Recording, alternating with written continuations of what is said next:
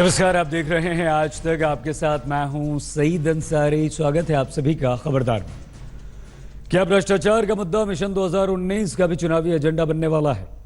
खबरदार में आज हम विश्लेषण की शुरुआत इसी बड़े सवाल के साथ करेंगे, क्योंकि पिछले 24 घंटों की पॉलिटिक्स से तो हम यही समझ पा रहे हैं कि प्रधानमंत्री नरेंद्र मोदी 2014 के चुनावी एजेंडे को 2019 में भी रिपीट करना चाहते हैं। भले ही राफेल को लेकर लगातार राहुल उन्हें घेरने की कोशिश कर रहे हैं, लेकिन अब ऐसा लग रहा है कि भ्रष्टाचार के मुद्दे पर प्रधानमंत्री नरेंद्र मोदी सिर्फ पलटवार ही नहीं बल्कि इसे चुनाव तक भी ले जाना चाहते हैं। क्योंकि क्रिश्चियन मिशेल की बात हो या फिर रॉबर्ट वाड्रा के करीबों के खिलाफ जांच की बात हो, टीम मोदी हर संभव रास्ते से कांग्रेस को उसी के मुद्दे पर घेरने में जुट गई है, जो नरेंद्र मोदी को 2014 में जीत दिलवाने में एक बड़ा फैक्टर रहा। भ्रष्टाचार के इस चुनावी एजेंडे में नया मामला उत्तर प्रदेश का भी जुड़ गया है, जहां अखिलेश सरकार के दौरान खनन मामले को सीबीआई ने खोल डाला और जिसकी टाइमिंग के बारे में विरोधी ये कह रहे हैं कि गठबंधन के पीछे सीबीआई को लगा दिया गया है। इसकी बात हम आगे बुलेटिन में जरूर आपसे करेंगे, लेकिन उससे पहले विश्लेषण उसी चुनावी एजेंडे का जो 2019 के लिए बनता हुआ साफ तौर पर हमें दिख रहा है।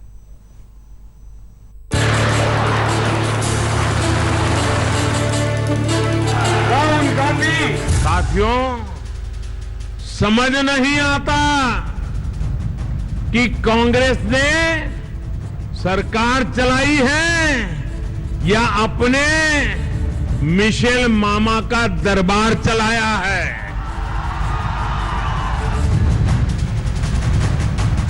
क्या 2019 का चुनाव 2014 का ही पार्ट 2 होने वाला है?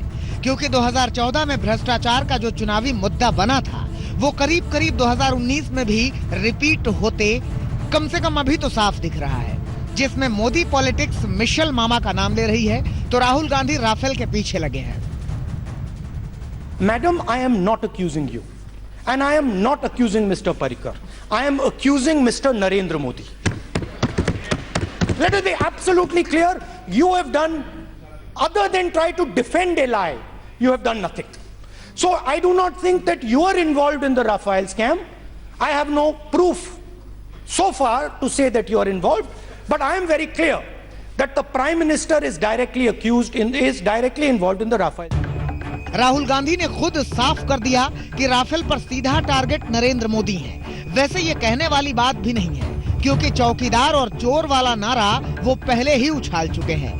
इसी पर 2019 में मोदी को घेरने का मुद्दा उनको महीनों से दिख रहा था। हमें तो सीधा बता दिया गया था, हिंदुस्तान के प्रधानमंत्री ने हमें बताया कि अगर राफेल का कॉन्ट्रैक्ट चाहिए तो अनिल अंबानी को कॉन्ट्रैक्ट देना पड़ेगा। चौकीदार चौकीदार चौकीदार।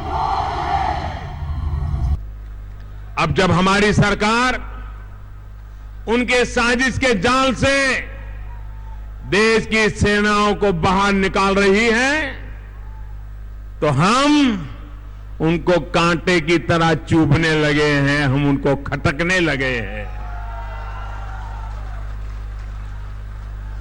ये किसी भी कीमत पर चौकीदार को रास्ते से हटा देना चाहते हैं।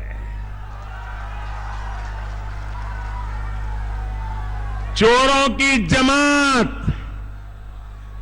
कहीं पर भी, सोसाइटी होगी, फ्लैट होंगे, कारखाना होगा, मोहल्ला होगा, चोरों की लोग सबसे पहले चौकीदार को हटाने का ही षड्यंत्र करते हैं। जब तक चौकीदार है, चोरों की दाल गलती नहीं है। अब नरेंद्र मोदी भी हमलावर हैं, क्योंकि राफेल पॉलिटिक्स को वो ध्वस्त होते मान रहे हैं और ऊपर से उन्हें अगस्ता हेलीकॉप्टर केस का बिचौलिया मिशेल मिल चुका है, जिसके बहाने चुनाव में कांग्रेस और गांधी परिवार को ठीक 2014 की तरह घेरने का मौका दिख चुका है। साथियों, समझ नहीं आता कि कांग्रेस ने सरकार चलाई है या अपने मिशेल मामा का दरबार चलाया है।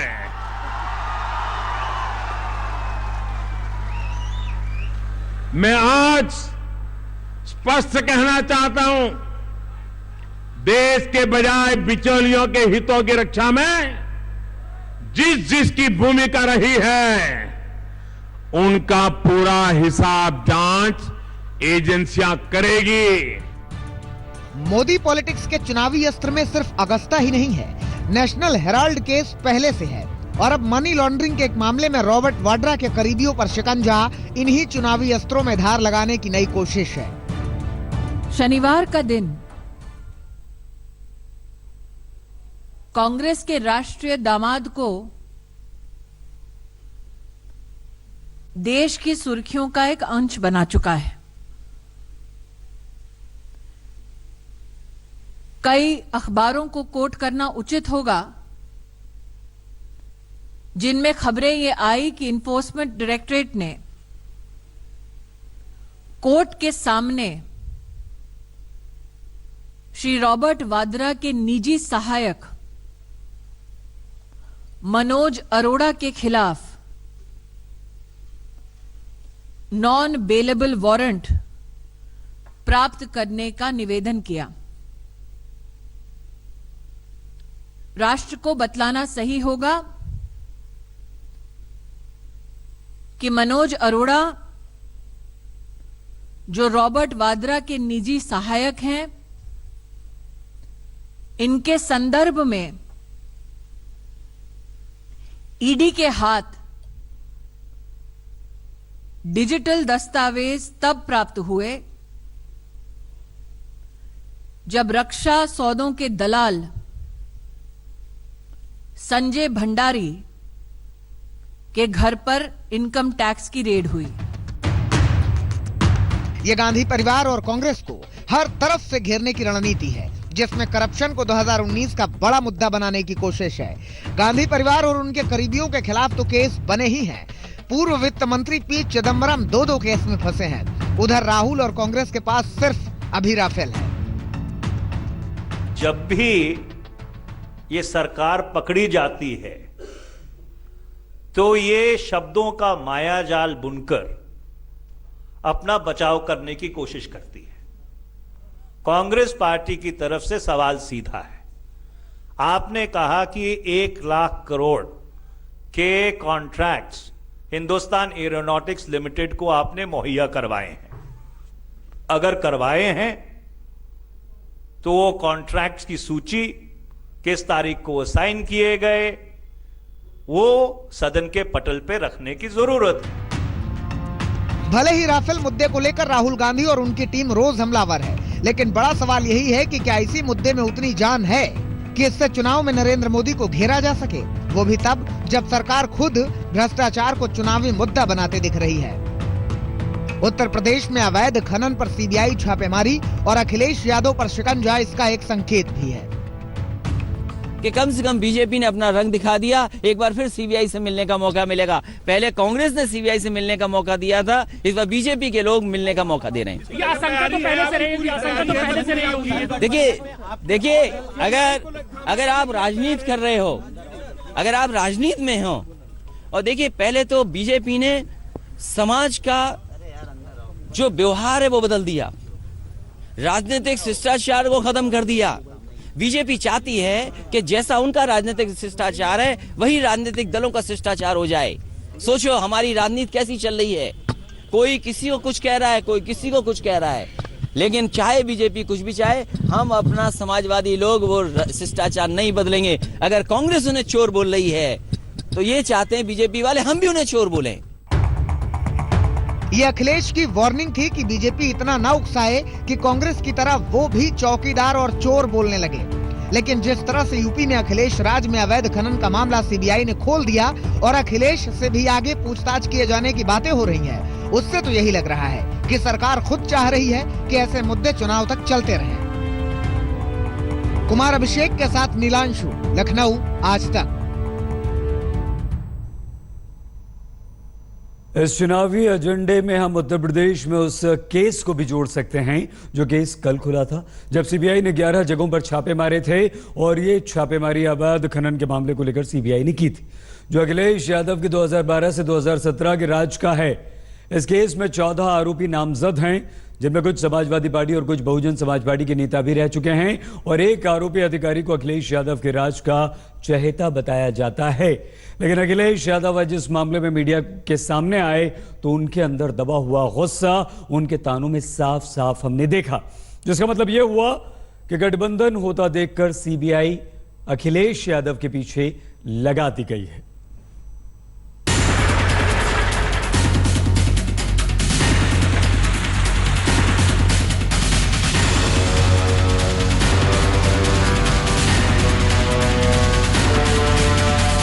हमारे पास क्या है, हम गठबंधन कर सकते हैं, जनता के बीच जा सकते हैं, और जिन्हें रोकना है उनके पास क्या है, उनके पास सीबीआई है।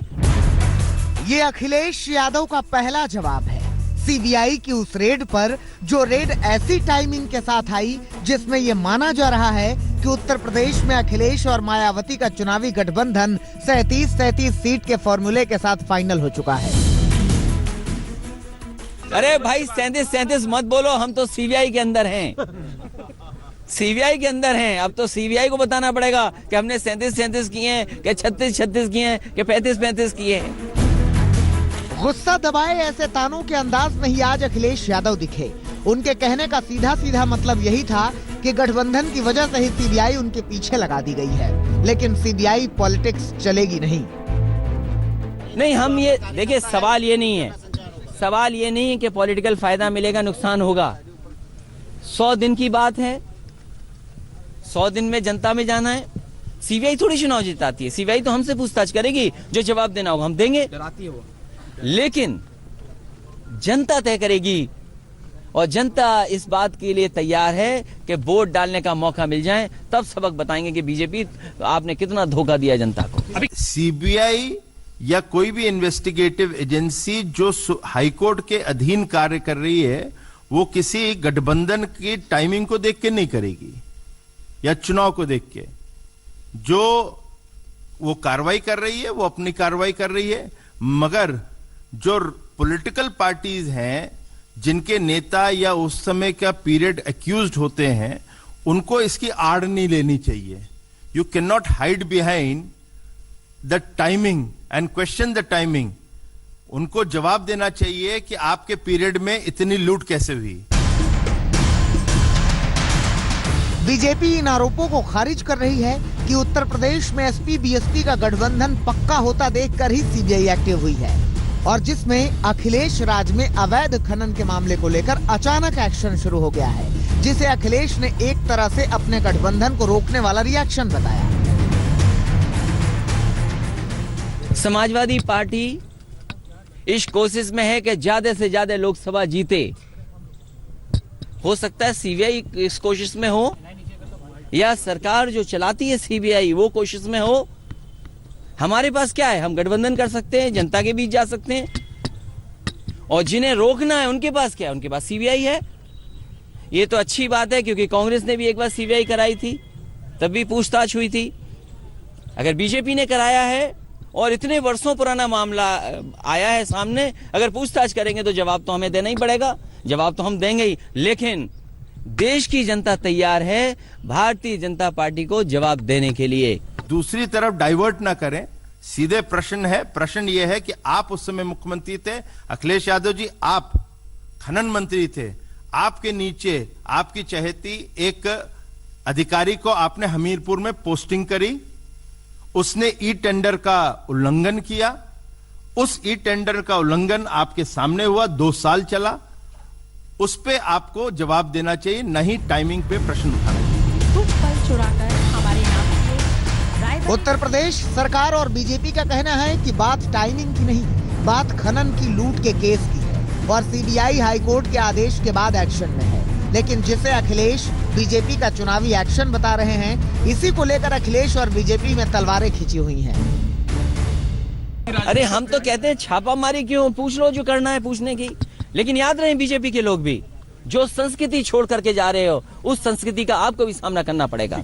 चोरी और सीना जोरी ये दोनों नहीं चलेगा। आप क्या करेंगे जब सत्ता में आते हैं, नहीं आते तो लोकतंत्र है, मगर लोकतंत्र के अंदर यह भी सच्चाई है कि आपको जनता की गाड़ी कमाई का पैसा लूटने का अधिकार नहीं है, और आप लूटते हैं तो कानून को अपना काम करना चाहिए, और कानून अपना काम कर रहा है, इसलिए धमकाने का काम कम करें और सच्चाई जो है उसको आने दें। एक दूसरे पर इन राजनीतिक हमलों के बीच ये मामला जिस तरह से आगे बढ़ता दिख रहा है, उसमें तलवारों की धार और तीखी होनी तय है, क्योंकि अवैध खनन के केस में 14 लोकेशन पर छापेमारी और 11 लोगों पर नामजद एफआईआर के बाद ये माना जा रहा है कि अखिलेश यादव को भी जांच का सामना करना पड़ सकता है। कुमार अभिषेक के साथ नीलांशु, लखनऊ, आज तक। अब अखिलेश यादव ने जिस अंदाज में बात की उससे तो यही लग रहा है कि उत्तर प्रदेश में गठबंधन होकर ही रहेगा। कम से कम अखिलेश ने तो यही संकेत दे दिए हैं। बैकडोर में फॉर्मूला पक्का हो जाने की खबरें तो पहले से ही सामने आ चुकी हैं, जिसमें कांग्रेस को जगह नहीं, सिर्फ 2 सीटों पर रियायत की बात है। लेकिन कांग्रेस को अब भी उम्मीद है। अखिलेश यादव ने भी सीधे सीधे कुछ भी खारिज फिलहाल नहीं किया है। यहां पर हम रुक रहे हैं बस कुछ देर के लिए, जैसे ही लौट कर आएंगे तो उससे पहले हम आपको ये बताएं कि अखिलेश यादव ने किस तरह से संकेत दिए हैं कि क्या गठबंधन होकर रहेगा। सुनिए। ये जो भी बातें आ रही सोर्सेस से आ रही हैं, सूत्रों द्वारा आ रही हैं, किसी भी स्टेक होल्डर ने ये बात नहीं करी है, कोई भी अधिकृत बयान किसी का भी नहीं आया है। और कौन मिल रहा है, कौन कह रहा है, क्या कह रहा है, इसके बारे में आप मुझसे कोई टिप्पणी लें तो मेरे ख्याल से निरर्थक है, क्योंकि अखिलेश जी राष्ट्रीय अध्यक्ष हैं एक पार्टी के, मायावती जी दूसरी पार्टी के राष्ट्रीय अध्यक्ष हैं। अगर वो बात करेंगी तो हमारे राष्ट्रीय नेतृत्व से बात करेंगी, और मैं इस पर किसी तरह की भी कोई टिप्पणी नहीं कर सकता। मैं तो सिर्फ यही कह सकता हूं कि जनता का मन है, जनता की चाहत है कि वो एक साथ मिलकर सभी चुनाव लड़ें जो बीजेपी को हरा सके। कांग्रेस के होने की गुंजाइश, कांग्रेस को आप कांग्रेस के हिमायती हैं, ये तय गठबंधन के दोनों लीडर्स हम लोगों को तय करना है कि कांग्रेस साथ होगी नहीं होगी, कांग्रेस को कितना सहयोग होना है। सर एमपी में आपको एमपी में आपको मंत्रिमंडल में शामिल किया जा रहा है नहीं है, लेकिन सर एमपी में आपके गठबंधन में छोटे दल और हो सकते हैं। देखिए ये मैं इसलिए अभी बहुत ज्यादा वक्त नहीं है, एक आध हफ्ते की बात है, हम आप सब एक दूसरे को जान जाएंगे। अरे बिना आपके थोड़ी हो जाएगा गठबंधन, बिना आपके जानकारी के जनता तक कैसे पहुंचेंगे हम। 3 राज्यों में हार और उत्तर प्रदेश में अखिलेश मायावती के बीच गठबंधन के बाद बीजेपी ने दिल्ली में सियासी खिचड़ी पकाई। ये खिचड़ी से दलितों से जुटाए गए चावल से पकी और समरसता के नाम पर उन्हें शपथ लेने की कोशिश और साथ लाने की कोशिश की गई।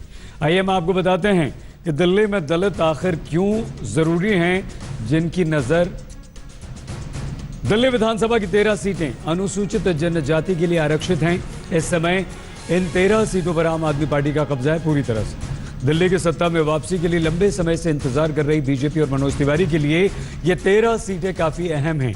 1993 में इनमें से आधी सीटों पर बीजेपी का कब्जा था और एक बार फिर इन सीटों पर बीजेपी अपना प्रभाव बढ़ा रही है। लोकसभा चुनाव और फिर 2020 में होने वाले विधानसभा चुनावों से पहले बीजेपी ने दिल्ली के रामलीला मैदान में 5000 किलो खिचड़ी पकाई और इसे समरसता खिचड़ी का नाम दिया। देखिए कैसे मनोज तिवारी आज खुद करछी चला रहे थे।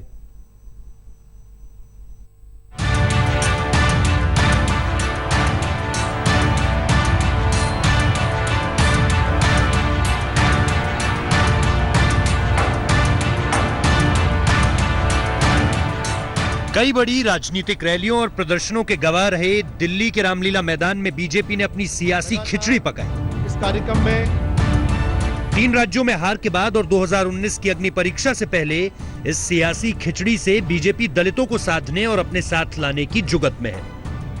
इसी मकसद से रामलीला मैदान में बीजेपी अनुसूचित जाति मोर्चा ने भीम महासंगम का आयोजन किया और इसे विजय संकल्प 2019 का नाम दिया। भारत माता की, भारत माता की, बाबा साहेब भीमराव अम्बेडकर, बाबा साहेब भीमराव अम्बेडकर।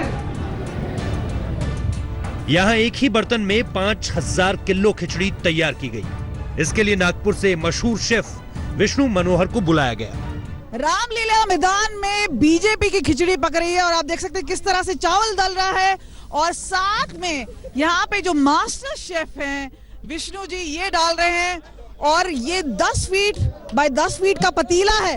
देखिए किस तरह से घुमा रहे हैं ये, तो खिचड़ी पक रही है और ये है भीम महासंगम। तकरीबन 50,000 लोगों को खिलाने की पूरी कोशिश की जा रही है। आप देख रहे हैं किस तरह से ये मेहनत लग रही है और खिचड़ी पकने को है अब। लेकिन 2019 के चुनाव से पहले ये क्या चुनावी खिचड़ी है क्या? जिस तरह से ये बनाई जा रही है खिचड़ी, क्या बीजेपी को वोट बैंक में जो बोल रहे हैं कि दलित को बुलाया गया है, काफी लोगों हैं जो समुदाय से आए हैं अलग अलग, तो खास तौर पे बात करते हैं शेफ से। वर्ल्ड रिकॉर्ड लिखा है, 5000 केजी लिखा है, रामलीला मैदान भी लिखा है, लेकिन 2019 चुनाव नहीं लिखा है। हाँ जी। चुनाव से इसको कैसे जोड़ते हैं, क्योंकि एक है कि दलित वोट बैंक भी हैं, तो खास तौर पे हमने देखा किस तरह से गठबंधन उत्तर प्रदेश में हुआ, एसपी भी आई, अब खिचड़ी तो वो पका ले गए, आप लोग किस तरह से खिचड़ी पका पाएंगे? देखिए बीजेपी के लिए खिचड़ी पकाना ही मकसद नहीं है और एक भाव इसमें बहुत अलग है। समरसता खिचड़ी है कि दिल्ली में बसे जो दलित लोग हैं, SC/ST लोग हैं, उनके घरों से जाकर ये दाल और चावल इकट्ठा किया है और इस भावना से जब खिचड़ी बनती है तो वो बनाने की कोशिश की है। खिचड़ी के लिए बीजेपी के कार्यकर्ताओं ने घर घर घूमकर दिल्ली के 3 लाख दलित परिवारों से दाल चावल समेत तमाम जरूरी सामग्री इकट्ठी की और फिर संघ और दिल्ली के बीजेपी के बड़े नेताओं के साथ ही केंद्र सरकार के मंत्रियों की मौजूदगी में से तैयार किया गया। शेफ विष्णु मनोहर से सुनिए इस खिचड़ी में क्या क्या डला है। 1000 किलो दाल चावल, 500 किलो सब्जी, 200 किलो घी, 200 किलो तेल, 225 किलो मसाले, 70 किलो नमक, 100 किलो दही इसमें पड़ेगा। अब सवाल ये कि क्या बीजेपी की सियासी खिचड़ी से दलितों का जायका उसके हक में बदलेगा? नरेंद्र मोदी जिंदाबाद। ये सवाल खासतौर पर इस वजह से उठ रहा है क्योंकि यूपी में अखिलेश और मायावती ने गठबंधन कर लिया है। कहीं इस वजह से तो बीजेपी को भीम महासंगम में खिचड़ी पकाने की जरूरत नहीं पड़ गई। इसका जवाब बीजेपी के नेताओं से सुनते हैं। ये वोट बैंक पॉलिटिक्स कई बोल रहे हैं कि ये जो बीजेपी की खिचड़ी है वो पक रही है, नहीं पक रही है, उस पे क्या सवाल बनता है? सभी जिले के अध्यक्ष ऐसा है कि आपके सवालों का जवाब देना जरूरी नहीं है। समरसता जो है वो भारत का संस्कार है और यहाँ जो कुछ आप देख रहे हैं वो भारत की मान संस्कृति का जो सच्चा जो परिचायक है वो आप देख रहे हैं। विजय संकल्प लिखा है, 2019 लिखा है और चुनाव भी साथ में है, तो पहले क्यों नहीं? स्वाभाविक है, ये तो हम लोगों के दैनिक जीवन में हर रोज सामाजिक समरसता का हम लोग पालन करते हैं। बीजेपी की खिचड़ी पकेगी कि नहीं पकेगी? पक चुकी है बड़ी, और घी भी सब बड़ा स्वादिष्ट है, बहुत अच्छा है, खाइए। आपका अच्छा है, पर आप ये बताइए सपा और बसपा ने तो खिचड़ी पका दी है और ये भी कहा था जो CBI रेड पड़ रहे हैं वहाँ पे वो भी उसने नहीं है। ये समरसता की खिचड़ी है, वो बेईमानियों की खिचड़ी है, वो बेईमानियां है। देखिए जो भीम महासंगम के ऊपर ये जो समरसता की खिचड़ी है, इसका मकसद ये है जो दलित वर्ग है, जो अनुसूचित जाति वर्ग है, जो पिछड़ा वर्ग है, इन सब के पास एक संदेश देना और उनमें प्रेम और सद्भाव पैदा करना कि जो प्रधानमंत्री मोदी जिस तरीके से सबका साथ सबका विकास कर रहे हैं उसमें हमको इनको सबको जोड़ के चलना है और इनके जो भी समस्याएं हैं उनको हल करना है। ये खिचड़ी अब समरस हो गई है, इसी प्रकार का वातावरण सारे देश में समरसता का बनाने की आवश्यकता है और इस खिचड़ी से वो संदेश जाएगा। हम जनसंघ के समय से इस प्रकार के सामूहिक कार्यक्रम करते आ रहे हैं और उसकी संदेश के कारण आज भारतीय जनता पार्टी के साथ अनुसूचित जाति, जनजाति, पिछड़ा वर्ग और गरीब वर्ग बड़ी संख्या में है। कहीं पे निगाहें, कहीं पे निशाना। बीजेपी इसे समरसता की खिचड़ी कह रही है, दावा कर रही है कि दलित उसके साथ थे और रहेंगे, लेकिन जिस तरीके से उसके कार्यकर्ताओं ने दलितों के घर जाकर चावल इकट्ठा किए और उनसे बीजेपी के लिए वोट देने का संकल्प करवाया, वो भी देख लीजिए। ये जो आपने मुट्ठी भर चावल दिया है, ये चावल के साथ साथ आप मोदी जी को वोट भी दोगे, दोबारा उन्हें प्रधानमंत्री बनाओगे? बीजेपी को इस कवायद की जरूरत दिल्ली विधानसभा चुनावों के साथ साथ 2019 के लोकसभा चुनावों के लिए भी पड़ रही है। दिल्ली विधानसभा की 13 आरक्षित सीटों में से बीजेपी के पास फिलहाल एक भी नहीं है। वहीं उत्तर प्रदेश की 17 आरक्षित लोकसभा सीटों पर भी उसे दलित वोटों की दरकार है। वहाँ पे सपा और बसपा की अलग से खिचड़ी पक रही है, तो बीजेपी की खिचड़ी पकेगी कि नहीं पकेगी? बिल्कुल पकेगी सर। आप लोगों के जीवन में 4.5 साल में क्या फर्क है? बहुत फर्क है, गरीबों को बहुत सुनाई हुई। जो आज की खिचड़ी है वो स्पेशल है, जो हम सब लोग अपना कहते हैं ना, सारे धर्म वाले बैठ के एक साथ खा रहे हैं, जाति वाले पूरे यहाँ पर हर वर्ग के लोग हैं, हर समाज से हैं। बीजेपी ने भीम महासंगम में 60,000 लोगों को जुटाने का लक्ष्य रखा था, लेकिन रामलीला मैदान करीब करीब खाली रहा। हाँ, इतना जरूर हुआ कि 2019 के लिए बीजेपी के भीतर क्या कुछ पक रहा है, इसकी एक तस्वीर इस खिचड़ी से सामने आ गई। मणिदीप और कमलजीत संधू के साथ सुशांत मेहरा, दिल्ली, आज तक। और अब खबर देश के 3 राज्यों की जो जबरदस्त बर्फबारी की चपेट में हैं। सबसे पहले हम आपको हिमाचल प्रदेश का हाल बताते हैं, जहां इतनी बर्फबारी हुई कि बर्फ की चट्टानों के खिसकने की चेतावनी जारी करनी पड़ी है। हिमाचल के पहाड़ों पर बर्फबारी ने हाहाकार मचा रखा है। बर्फीली चट्टानें गिरने का खतरा।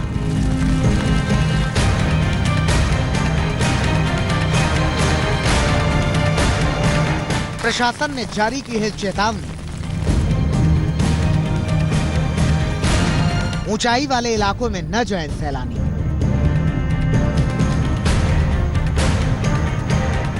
ये ऊपरी धर्मशाला, डल लेक और नद्दी इलाके में रविवार की सुबह हुई बर्फबारी के बाद की तस्वीरें हैं। नद्दी में सबसे ज्यादा बर्फबारी हुई, जबकि मैक्लियोडगंज में बारिश के साथ बर्फबारी भी हुई।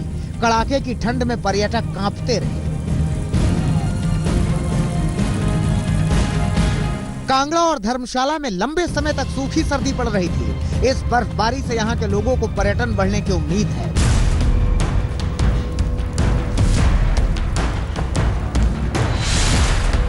कुल्लू की सोलन घाटी में जबरदस्त बर्फबारी हो रही है। पूरी घाटी बर्फ की सफेद मोटी चादर से ढकी है। लगातार जारी बर्फबारी से घर की छतों से लेकर सड़क पर बर्फ जमती जा रही है। घाटी के ऊपरी इलाकों में बर्फीला तूफान चल रहा है।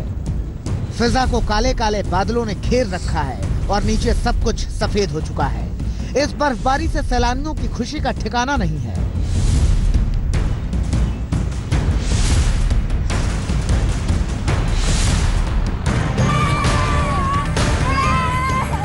लाहौल स्पीति की तस्वीर भी अलग नहीं है। यहाँ भी जबरदस्त बर्फबारी हुई है। पूरा इलाका बर्फ की आगोश में है। तापमान गिर गया है, जिससे पानी के पाइप भी जम गए हैं। यहाँ लोगों को पानी की तलाश में भटकना पड़ रहा है। बर्फ ने पहाड़ी रास्तों को ढक दिया है और यहाँ रहने वाले लोग भी रास्ता भटक रहे हैं। यहाँ से है रास्ता, मेरे हिसाब से नहीं। वो यहीं से भाई, मेरे यहीं से आ जाओ। देखो यहाँ से देखो।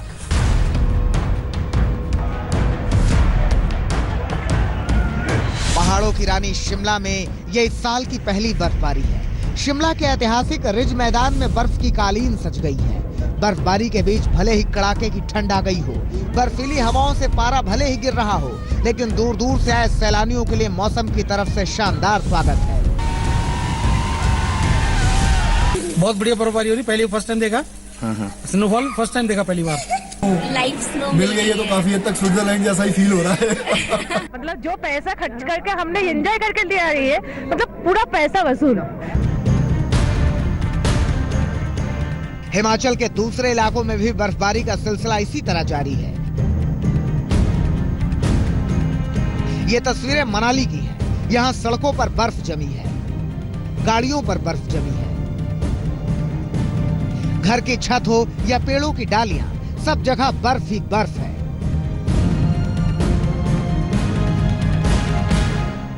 पत्ते पत्ते पर बर्फ है। हाल ये है कि मनाली की करीब दर्जन भर सड़कें बर्फबारी से प्रभावित हैं। सड़क पर फिसलन बढ़ने से गाड़ी चलाना मुश्किल हो रहा है। मनाली के साथ कुल्लू जिले के ऊपरी इलाकों में तो बर्फबारी रुकने का नाम ही नहीं ले रही है।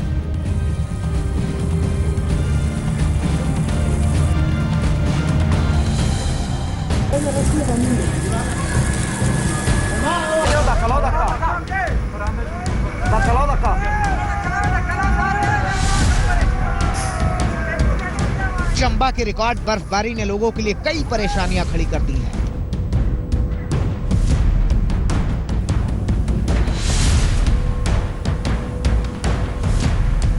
पाइपलाइनों में बर्फ जमने से पानी की सप्लाई भी प्रभावित हो रही है और कई इलाकों में पानी का संकट बढ़ने लगा है।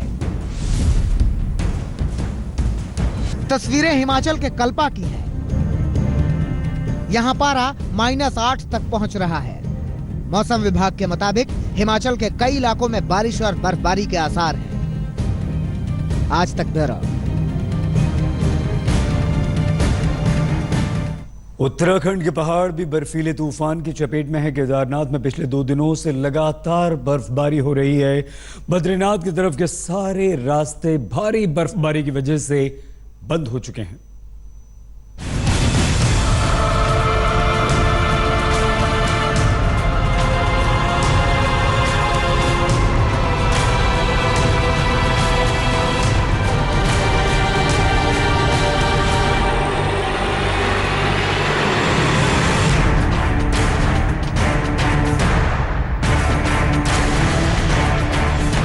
बाबा केदारनाथ के दरबार में लगातार 2 दिन से हो रही है बर्फबारी। करीब 3 फीट तक बर्फ जम चुकी है और सड़क, सीढ़ियां सब बर्फ से बराबर हो चुकी है। केदारनाथ में बर्फ इतनी है कि बाबा केदार का मंदिर भी नजर नहीं आ रहा। मंदिर के आगे विराजमान नंदी की मूर्ति भी बर्फ से दब चुकी है। केदारनाथ आने जाने वाले सभी पैदल रास्ते भी बर्फ से बंद हो चुके हैं। जमा देने वाली ठंड की वजह से कई मजदूर केदारनाथ से नीचे उतर गए हैं और यहाँ पुनर्निर्माण का काम 2 दिन से रुक गया है। केदारनाथ में पारा -4 डिग्री तक पहुंच चुका है। उत्तराखंड के पहाड़ों में इस वक्त बारिश और बर्फबारी का डबल अटैक है।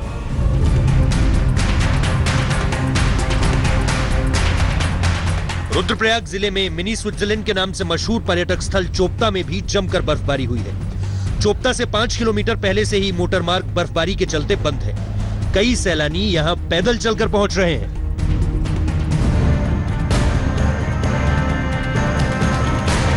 बद्रीनाथ में लगातार बर्फबारी हो रही है। बद्रीनाथ में 2 फीट तक बर्फ जम चुकी है। यहां भी मंदिर तक जाने वाले रास्ते बर्फ से ढक गए हैं। औली के निचले इलाके में करीब 1 फीट तक बर्फ जमी है। कुछ इलाकों में दोपहर से तेज बर्फबारी हो रही है।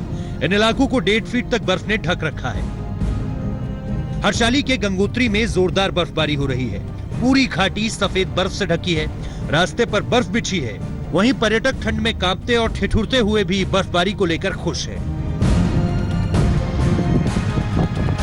उत्तराखंड के चमोली जिले की तस्वीर भी सफेद रंग में सजी है। औली में सुबह से बर्फबारी का दौर जारी है, जिसके बाद निचले इलाकों में कड़ाके की ठंड पड़ रही है। आमतौर पर पहाड़ों में बर्फबारी के साथ ही लोगों को ठंड से राहत मिल जाती है, लेकिन इस साल बारिश और बर्फबारी ने मौसम का मिजाज बिगाड़ दिया है। स्थानीय लोगों का कहना है कि बर्फबारी अभी उम्मीद से कम है, इसलिए पूरा इलाका शीतलहर की चपेट में है। जोशीमठ औली जाने वाला रास्ता भी बर्फबारी की वजह से बंद है। बद्रीनाथ धाम में भी इस समय जबरदस्त बर्फबारी हो रही है। जोशीमठ, औली, बद्रीनाथ, हेमकुंड और नीति घाटी में भी बर्फबारी और बारिश का दौर जारी है। 2-4 दिनों से मौसम बहुत ही खराब है। इसमें रुक रुक के बारिश हो रही है। मौसम खराब होने की वजह से पाला जम रहा है, जिस वजह से दुर्घटना की संभावना बनी हुई है। उत्तरकाशी में बर्फबारी मुसीबत बन गई है। भारी बर्फबारी से गंगोत्री हाईवे सुक्की टॉप से आगे पूरी तरह से बंद है। रास्ता बंद होने से गंगा घाटी, टॉन्स घाटी और यमुना घाटी के 44 गांवों का सड़क मार्ग से संपर्क कट गया है। यमुना घाटी के 15 गांवों का संपर्क सड़क मार्ग से कट गया है। बर्फबारी देख के, ज्यादा बर्फबारी देख के हमारा मन बहुत हुआ कि हम जो है बर्फ में जाके थोड़ा इसका वो ले आनंद लें और प्रकृति का आनंद ले रहे हैं। बहुत मजा आ रहा है, अच्छा लग रहा है। उत्तरकाशी लमगांव मोटर मार्ग भी चौरंगी के पास दिन भर बंद रहा।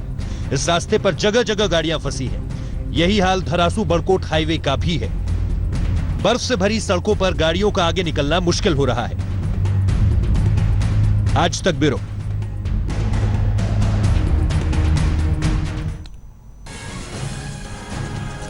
पहाड़ों पर जबरदस्त बर्फबारी हो रही है। कुछ देर पहले हमने आपको दिखाया, लेकिन इस बर्फबारी का असर दिल्ली में भी पड़ा है। रविवार की सुबह यानी कि आज सुबह दिल्ली में हल्की बारिश हुई, इससे ठंड बहुत ज़्यादा बढ़ गई। दिल्ली से सटे गाजियाबाद के कलेक्टर ने 12वीं तक सभी स्कूलों को 12 जनवरी तक बंद रखने के आदेश दे दिए हैं। मौसम विभाग का कहना है कि जम्मू कश्मीर, हिमाचल और बाकी पहाड़ी इलाकों में बर्फबारी जारी रहेगी। हालांकि मैदानी इलाकों में न्यूनतम तापमान अगले 4 से 5 दिनों में बढ़ जाएगा। जम्मू कश्मीर के ऊपर एक वेस्टर्न डिस्टर्बेंस आएगा, जिससे एक दौर की और बर्फबारी वहां पर होगी। तो पहाड़ों में पिछले 2 दिन से जम्मू कश्मीर हिमाचल प्रदेश के ज़्यादातर स्थानों में बर्फबारी हुई है और बर्फबारी हैवी तो नहीं हुई है पर इसकी इंटेंसिटी काफ़ी अच्छी रही है। और जहाँ तक प्लेन्स की बात है तो पंजाब में काफ़ी जगह में बरसात हुई है लाइट टू मॉडरेट टाइप की, वहीं हरियाणा में भी कुछ जगह बरसात हुई है परंतु इंटेंसिटी ज़्यादा नहीं रही। अब अगर इसकी फोरकास्ट की बात करें तो एक वेस्टर्न डिस्टर्बेंस जो था जिसके प्रभाव में चल रही है वो अभी भी नॉर्थ पाकिस्तान के ऊपर बना हुआ है। तो तापमानों में अगले 4 से 5 दिन कोई ज़्यादा फेरबदल नहीं होने जा रहा क्योंकि पूरे देश से इस समय जो कोल्ड वेव थी उसकी स्थिति हट चुकी है। जो तापमान है मिनिमम वो सामान्य से काफ़ी जगह में 3 से 4 डिग्री और 4 से 5 डिग्री ऊपर चल रहे हैं। तो कुल मिला के जो ये वेस्टर्न डिस्टर्बेंस गुजरेगा तो तापमान में जो गिरावट होगी वो बहुत ही लाइट गिरावट यानी कि हल्की होगी 1 से 2 डिग्री की, उसमें कोल्ड वेव की संभावना नहीं। तो कुल मिला के नॉर्थ वेस्ट इंडिया और मध्य भारत में कोल्ड वेव की संभावना 4 से 5 दिन अब नहीं है और कल के बाद बरसात की भी प्लेन्स में संभावना नहीं है रही। बर्फबारी ने हिंदुस्तान ही नहीं बल्कि दुनिया के कुछ और देशों को अपनी चपेट में ले रखा है। जर्मनी में बर्फबारी ने उड़ानों पर ब्रेक लगा दिया है जबकि चीन में एक पूरा का पूरा गांव बर्फ की आगोश में समा गया।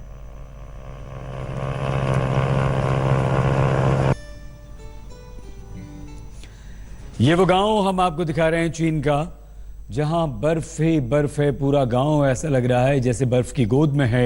सारे रास्ते बंद हो चुके हैं, पानी नहीं है, बिजली नहीं है, चारों तरफ है तो सिर्फ बर्फ ही बर्फ। एक इंसान यहां नजर नहीं आता, सब अपने घरों में कैद हैं। जबरदस्त बर्फबारी। खबरदार में आज के लिए बस इतना ही। अपना बहुत ख्याल रखिएगा, देखते रहिए आज तक। लेटेस्ट खबरों के लिए यूं ही देखते रहिए आज तक और इस वीडियो के पसंद आने पर लाइक, शेयर और सब्सक्राइब करना ना भूलें।